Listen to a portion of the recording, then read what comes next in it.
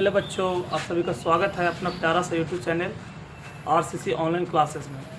देखिए बच्चों, आज हम लोग जुड़े हैं चैप्टर 1 का 2 मार्क्स क्वेश्चंस के लिए, क्योंकि इसके पिछले वीडियो में हम लोग जो जितना भी फार्मूला था, मान था, मात्रक था, सबके बारे में हम लोग बात कर चुके हैं।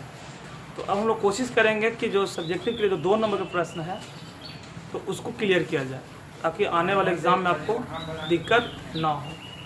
चलिए हम लोग स्टार्ट करते हैं। आज हम लोग 5 क्वेश्चन जो इम्पोर्टेंट है, जो क्वेश्चन बैंक गेस वगैरह में एग्ज़ाम में पूछे गए हैं, और हम उन 5 क्वेश्चंस को क्रमबद्ध तरीके से हम लोग डील करेंगे। इसके बाद नेक्स्ट 5 क्वेश्चन क्रमबद्धता रहेगी ज़रूर, 5 क्वेश्चंस का चैप्टर बाय चैप्टर। तो प्लीज़ ज़रूर वीडियो को देखिए और अपने दोस्तों में शेयर कीजिए, ताकि उनका भी एग्ज़ाम के लिए जो भी तैयारी कर रहे हैं उनको हेल्प मिले और मस्त तरीक़ा से तैयारी कीजिए। तो आइए हम लोग शुरू करते हैं चैप्टर 1 का। देखिएगा, चैप्टर 1 आवेश तथा विद्युत क्षेत्र, ये चैप्टर का नाम है। और इसमें हम लोग आज जो टॉपिक पढ़ने वाले हैं, उस टॉपिक में हम लोग 2 नंबर क्वेश्चंस के बारे में डिस्कस करेंगे। जो भी VVI जो 2 मार्क्स क्वेश्चन जो होंगे,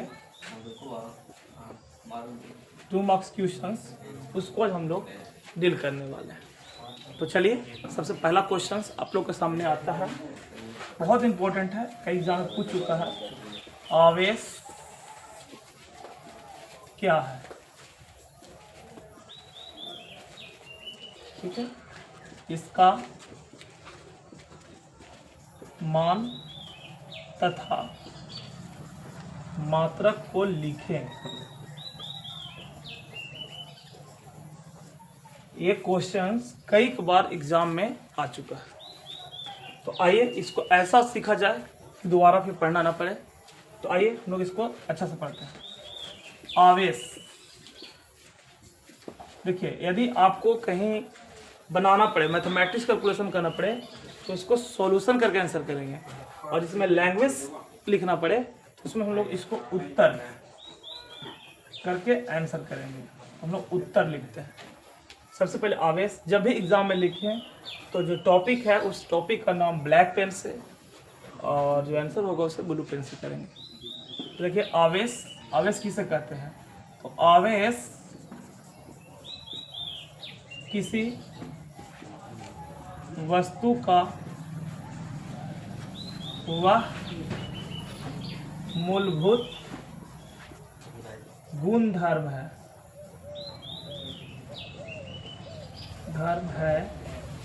जो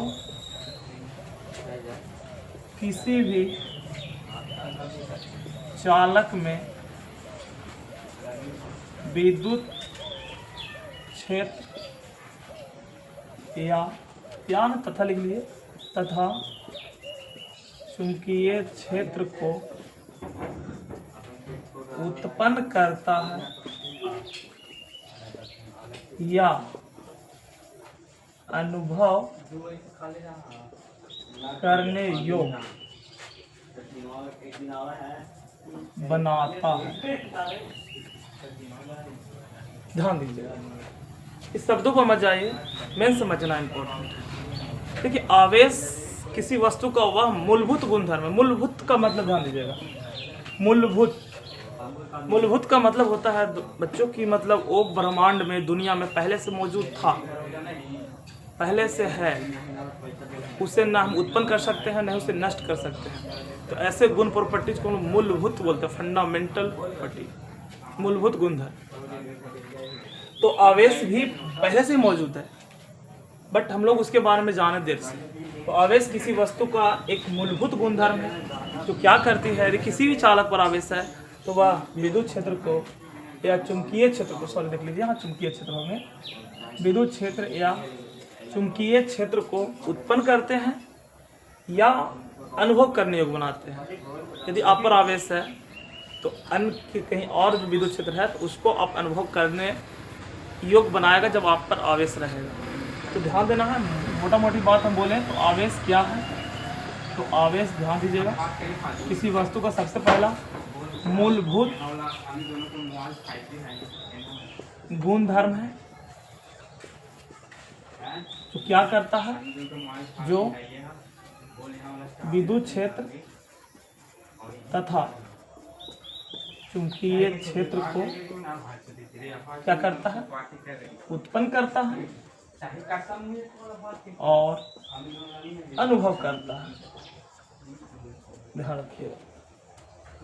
मान लीजिए बोर्ड है, ये बोर्ड अभी उदासीन है, इसमें कोई आवेश नहीं है, तो यह न विद्युत क्षेत्र को अनुभव करेगा न चुंबकीय क्षेत्र को अनुभव करेगा, न ये विद्युत क्षेत्र इसमें उत्पन्न होगा और न ही इसमें विद्युत क्षेत्र चुंबकीय क्षेत्र उत्पन्न होगा। उत्पन्न या अनुभव तब करेगा जब इस पे आवेश होगा। तो आवेश ही ऐसा प्रॉपर्टीज है जो विद्युत क्षेत्र चुंबकीय क्षेत्र को उत्पन्न करता है और अनुभव करता है। अब ध्यान दीजिएगा इसका मान क्या होगा। तो मान हम एक्चुअली पिछले वीडियो में बात कर चुके हैं। इसका मान की यदि बात करें जाए तो Q बराबर होता है Ne प्लस माइनस। इसका मात्रक की बात किया जाए तो इसका मात्रक होता है कूलम।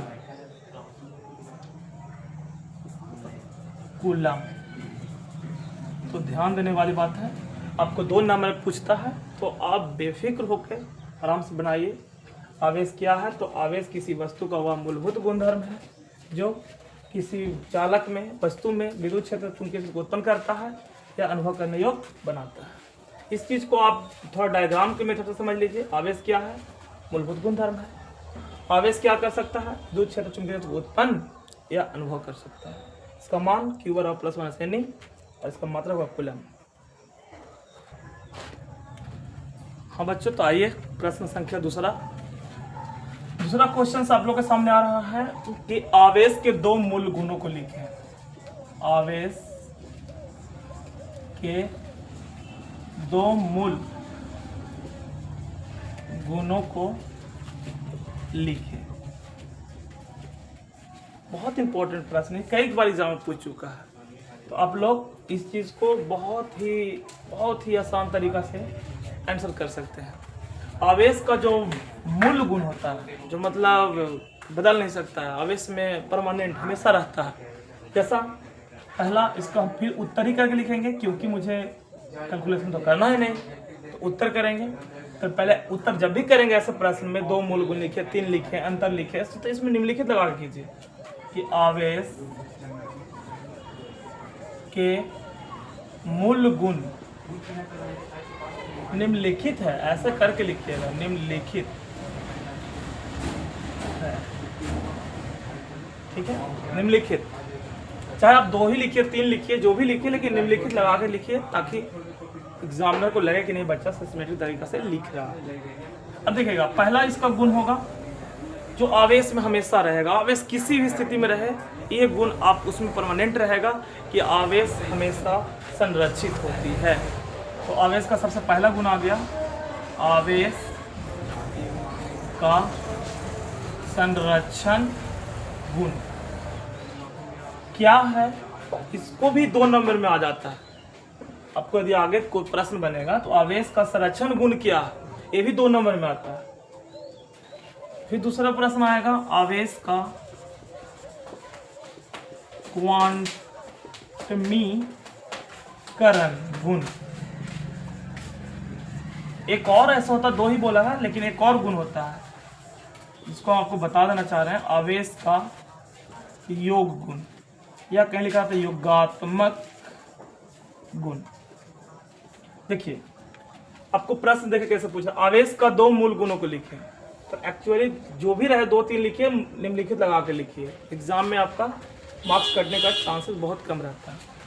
देखिए, आवेश का संरक्षण गुण, ये भी अपने आप में 2 नंबर का प्रश्न है। इसके बारे में बोलेगा कि आवेश का संरक्षण गुण क्या है, फिर पूछेगा आवेश का क्वांटमीकरण गुण क्या है। इसमें 2 नंबर का प्रश्न आ सकते हैं। यदि सिर्फ मूल गुण लिखने के लिए बोलेंगे तो आपको इतना ही लिखना पड़ेगा। और बोलेगा कि आवेश के संरक्षण गुण सब क्या समझते हैं, इसके बारे में फिर डिटेल एक्सप्लेनेशन करना पड़ेगा। आवेश का क्वांटमीकरण गुण सब क्या समझते हैं, तो डिटेल एक्सप्लेनेशन करना पड़ेगा। फिर आवेश का योगात्मक गुण क्या है, इसके बारे में डिटेल एक्सप्लेनेशन करना पड़ेगा। तो आपका 2 नंबर क्वेश्चन बहुत बेसिक था, आवेश के 2 मूल गुणों को लिखें। तो उम्मीद करते हैं आप समझ गए। हम बच्चों, तो देखिए तीसरा प्रश्न आपके सामने, आवेश के संरक्षण गुण से आप क्या समझते हैं? क्या समझते हैं? ये भी बहुत इंपॉर्टेंट प्रश्न है, जो इसमें प्रश्न आपको हमेशा एग्जाम में पूछे गए हैं, पूछते रहते हैं। तो आइए इसका भी हम लोग उत्तर देते हैं। तो ध्यान देना है, संरक्षण मतलब होता है न इसे हम उत्पन्न कर सकते हैं और न ही इसे हम नष्ट कर सकते हैं। इसे कर क्या सकते हैं? तो एक बॉडी से दूसरे बॉडी, दूसरे बॉडी से तीसरे बॉडी में हम लोग स्थानांतरित कर सकते हैं। तो आवेश का संरक्षण गुण का मतलब होता है नहीं हम आवेश को उत्पन्न करेंगे और नहीं आवेश को हम नष्ट करेंगे। यह सिर्फ एक चालक से दूसरे चालक में स्थानांतरित होते रहते हैं। तो आवेश के इसी गुण को हम लोग संरक्षण गुण कहते हैं। तो आइए इसको हम लोग लिख लेते हैं। आवेश के संरक्षण गुण के अनुसार न तो आवेश को उत्पन्न किया जाता है और ना ही आवेश को नष्ट किया जाता है। यह सिर्फ एक चालक से दूसरे चालक में स्थानांतरित किया जाता है। ध्यान देना है, आवेश हमेशा संरक्षित होता है। संरक्षण मतलब ना तो इसे उत्पन्न करेंगे और नहीं इसे नष्ट करेंगे। ऐसे गुण को हम बोलते हैं संरक्षण गुण। तो इसको 2 नंबर में यदि आपसे पूछता है तो आपने इतने शब्द में आंसर दे दीजिएगा तो आपका 2 नंबर कंप्लीट हो जाएगा। उम्मीद करते हैं आवेश का संरक्षण गुण आप समझ चुके होंगे। हाँ बच्चों, तो आइए चौथा प्रश्न है आवेश के क्वांटमीकरण गुण से आप क्या समझते हैं?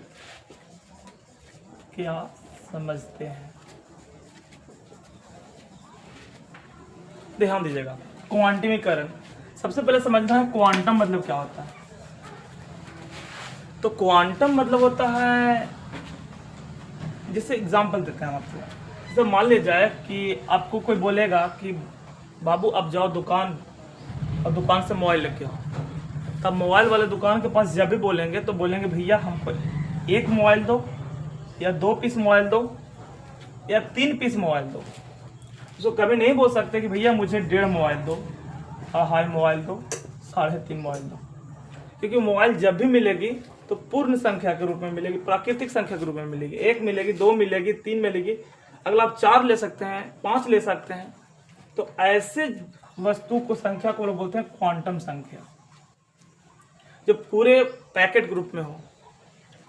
और जैसे मान लीजिए कि आप कहीं मार्केट से कुछ सामान लेते, जैसे आटा लेने जाते हैं, तो आप आटा 1 केजी भी ले सकते हैं, 1 ग्राम भी ले सकते हैं, आप आधा केजी भी ले सकते हैं, 1 केजी भी ले सकते हैं। उसको आप मनचाहे तरीका से ले सकते हैं। तो ऐसे संख्या को हम लोग क्वांटम संख्या नहीं कह सकते। क्वांटम मतलब होता है संपूर्ण पैकेट 1, 2, 3, 4 इस प्रकार से। तो आवेश भी किसी चालक में जब भी उत्पन्न होती है तो क्वांटम संख्या के रूप में उत्पन्न होती है। इसीलिए हम लोग बोलते हैं आवेश, ऐसे गुण को लोग बोलते हैं आवेश के क्वांटमीकरण गुण। जब भी किसी चालक में आवेश उत्पन्न होगा तो इलेक्ट्रॉन का पूर्ण गुणज के रूप में होगा। जैसे आप जानते हैं कि आवेश उत्पन्न करने का काम हमेशा इलेक्ट्रॉन करता है। यदि किसी चालक से आप इलेक्ट्रॉन आ रही है या किसी चालक में इलेक्ट्रॉन जा रही है तो ही किसी चालक में आवेश उत्पन्न होगा। यदि किसी चालक से इलेक्ट्रॉन आती है तो उस पर ऋण आवेश उत्पन्न होगा। किसी चालक से इलेक्ट्रॉन निकल के जाती है तो उस पर धन आवेश उत्पन्न होगा। तो उम्मीद करते हैं कि इलेक्ट्रॉन जो ऐसी संख्या है जो हमेशा पूर्ण गुणज के रूप में रहता है। आप 2.5 इलेक्ट्रॉन, 1.5 इलेक्ट्रॉन नहीं ले सकते क्योंकि इलेक्ट्रॉन को अभी लोग तोड़ा नहीं गया है। इलेक्ट्रॉन से छोटा कण हमारे पास अभी तक नहीं है। इसीलिए जब भी किसी चालक में आवेश उत्पन्न होगा तो वो संपूर्ण पैकेट के रूप में होगा। 1 electron, 2 electron, 3 electron, 4 electron, n electron तक उत्पन्न होगा। तो ऐसे गुण को हम लोग बोलते हैं आवेश का क्वांटमीकरण गुण। चलिए हम इसको लिखते हैं, इसको उत्तर लिखेंगे। आवेश के क्वांटमीकरण गुण के अनुसार किसी भी चालक पर आवेश हमेशा इलेक्ट्रॉन के पूर्ण गुणज के रूप में होता है। जैसे आप मान लेते हैं कि आपको जब भी किसी चालक इलेक्ट्रॉन होगा E 2E 3E डॉट आप Ni ले सकते हैं, अर्थात किसी चालक पर आवेश का मान होगा प्लस माइनस Ni। आप कभी भी नहीं बोल सकते हैं कि हमारे पास इलेक्ट्रॉन आधा हो सकता है, इलेक्ट्रॉन 1/3 हो सकता है, ऐसा कभी भी इलेक्ट्रॉन नहीं हो सकता। हमेशा जब भी होंगे तो पूर्ण गुणज के रूप में होंगे। 1 इलेक्ट्रॉन होंगे, 2 इलेक्ट्रॉन होंगे, 3 इलेक्ट्रॉन होंगे या n इलेक्ट्रॉन होंगे, अर्थात Q बराबर प्लस माइनस n। जब इलेक्ट्रॉन आप किसी चालक से निकल के जाएगी तो प्लस n ही होगा, जब किसी चालक में इलेक्ट्रॉन आएगी तो माइनस n ही होगा। इसी गुण को हम लोग बोलते हैं आवेश का क्वांटमीकरण गुण। बच्चों उम्मीद करते हैं आप इसको समझ चुके होंगे। आइए नेक्स्ट क्वेश्चन देखते हैं। हाँ जी, तो आइए पांचवा क्वेश्चन है आवेश तथा द्रव्यमान में अंतर लिखें। बहुत बेसिक क्वेश्चन है, देखिएगा इसका उत्तर। देखिए जी, आप लोग को एक चीज और बताना चाहूंगा कि ऑब्जेक्टिव का तैयारी और सब्जेक्टिव की तैयारी में थोड़ा डिफरेंस होता है।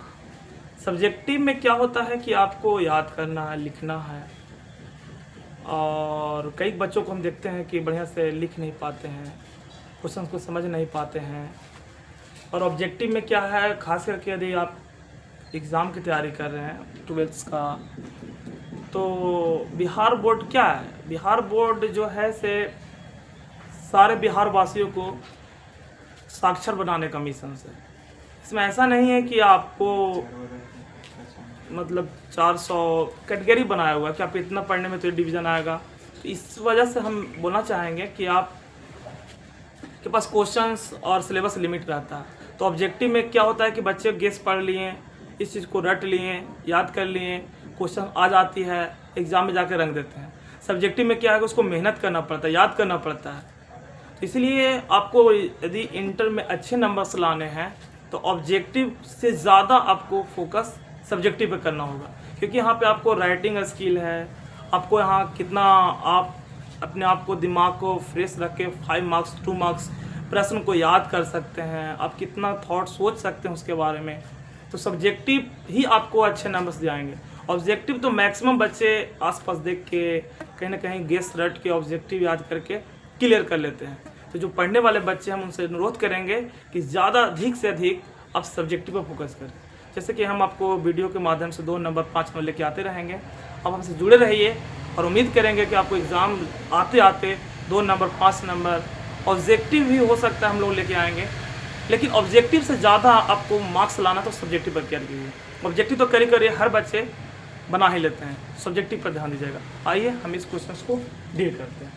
द्रव्यमान तथा आवेश तथा द्रव्यमान में अंतर। देखिएगा, आवेश और द्रव्यमान दोनों के दोनों वस्तु का एक मूलभूत गुणधर्म है।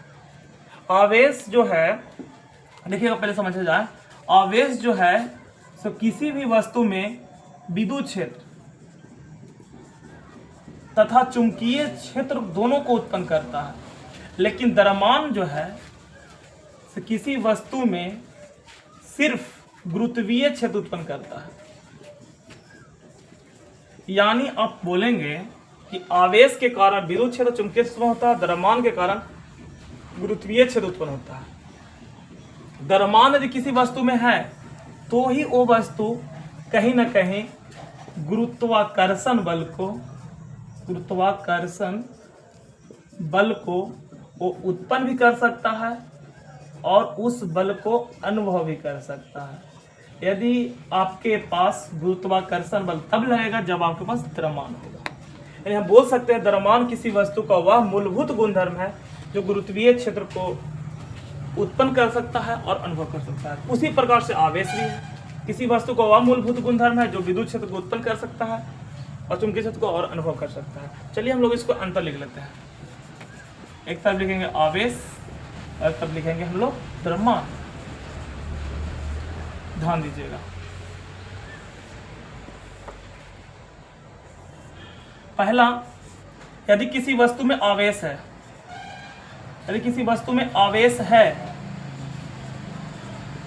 लिख देते पूरा। यदि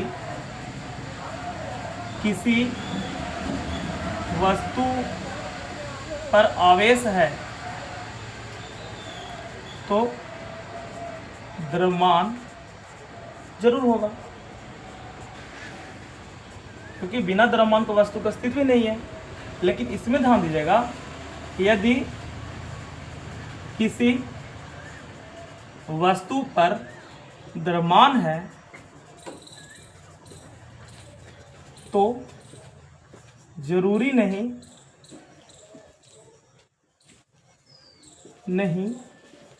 है कि उस पर आवेश होगा, क्योंकि द्रव्यमान तो हर वस्तु में रहता है, लेकिन कोई जरूरी नहीं कि उसमें आवेश रहेगा। उसको आवेशित करने के लिए घर्षण करना पड़ेगा। लेकिन किसी वस्तु में आवेश है तो सीधे वस्तु का अस्तित्व है तो उसमें द्रव्यमान भी होगा। लेकिन किसी वस्तु में द्रव्यमान है तो कोई जरूरी नहीं कि उसको आवेशित किया गया होगा। उसमें करंट हो भी सकता है, आवेश हो भी सकता है और आवेश नहीं भी हो सकता है। दूसरा देखिएगा, इसका जो अंतर है, दूसरा अंतर है कि आवेश विद्युत क्षेत्र तथा चुंबकीय क्षेत्र को उत्पन्न करता है, लेकिन द्रव्यमान हमेशा गुरुत्वीय क्षेत्र को उत्पन्न करता है, गुरुत्वीय क्षेत्र को उत्पन्न करता है। तो उम्मीद करते हैं दोस्तों कि आप लोग का ये 5 क्वेश्चंस का वीडियो आपके एग्ज़ाम के लिए बहुत ही हेल्पफुल होगा। तो आप मुझसे ऐसे ही जुड़े रहें, ऐसे और बढ़िया बढ़िया क्वेश्चंस चैप्टर बाय चैप्टर जो भी आई है हम लेके आते रहेंगे। Thank you.